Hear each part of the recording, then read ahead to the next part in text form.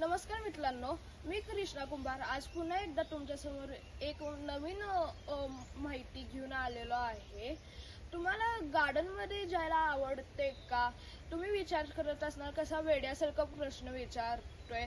गार्डनमध्ये जायला सगळ्यांनाच आवडते, पण तुम्हाला माहिती आहे गार्डनचेही विविध प्रकार असतात।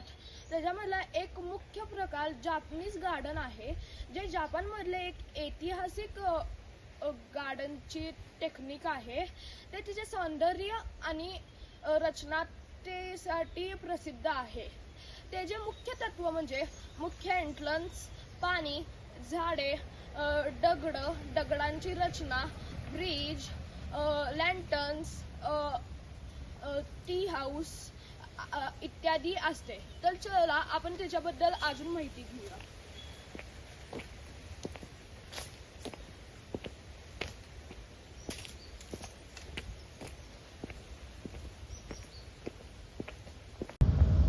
जापानीज गार्डनमध्ये मुख्य एंट्रन्सला एक विशेष महत्त्व असते। ते अट्रॅक्टिव्ह आणि मिस्टिरियस असलं पाहिजे। तर चला आपण दुसऱ्या तत्वाकडे जाऊया।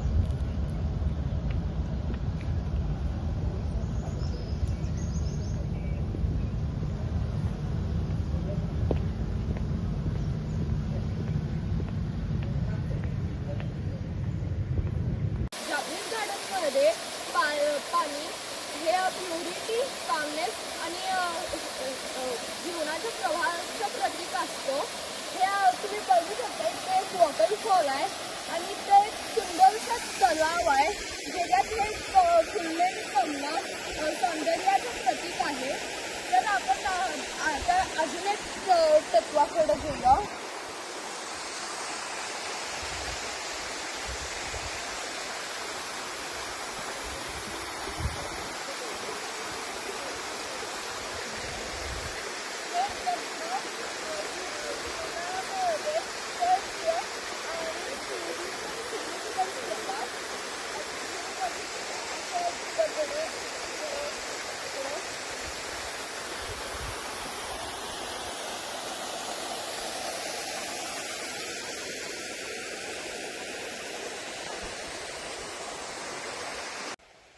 जापानीज गार्डनमध्ये झाडे आणि इतर ॲक्टिव्हिटीज निसर्गाचे सौंदर्य व्यक्त करतात।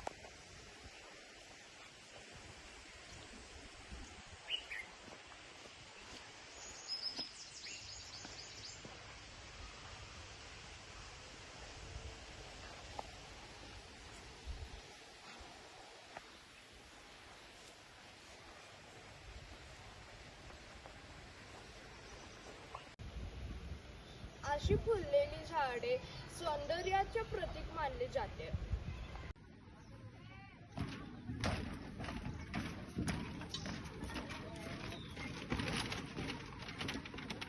जापानीज गार्डनमध्ये ब्रिजला एक विशेष महत्त्व असतं। ब्रिज हे एका विश्वातून दुसऱ्या विश्वाच्या प्रवासाचा प्रतीक असतो।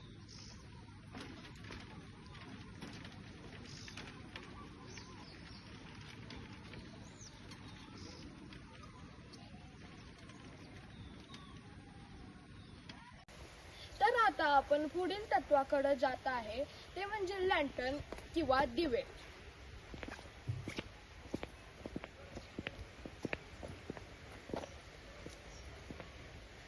लँटर्न हे ज्ञानाचं प्रतीक असतं आणि रस्त्याकडे किंवा जापानीज गार्डनमध्ये लावायचे जापानीज गार्डनचे एक वैशिष्ट्य असते।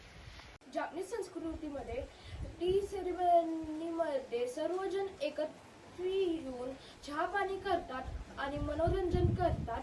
त्यासाठी हे टी हाऊस महत्त्वाचे आहे।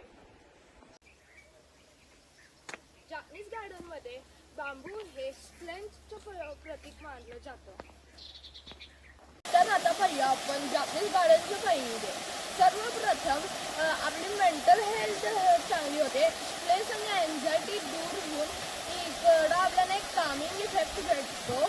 दुसरं फिजिकल हेल्थ, इकडं चालण्यामुळे आणि मुवमेंटमुळे आपली कार्डिओव्हॅस्क्युलर हेल्थ इम्प्रूव्ह होते आणि इकडच्या झाडामुळे एअर क्वालिटी वाढते। तिसरं वेरियस सोशल आणि कल्चरल बेनिफिट्स. इथं आपण सर्वजण एकत्र येऊन मौज मस्ती करतोय आणि आपले सोशल हेल्थ वाढते आणि आपले कल्चरला मदत होते. धन्यवाद.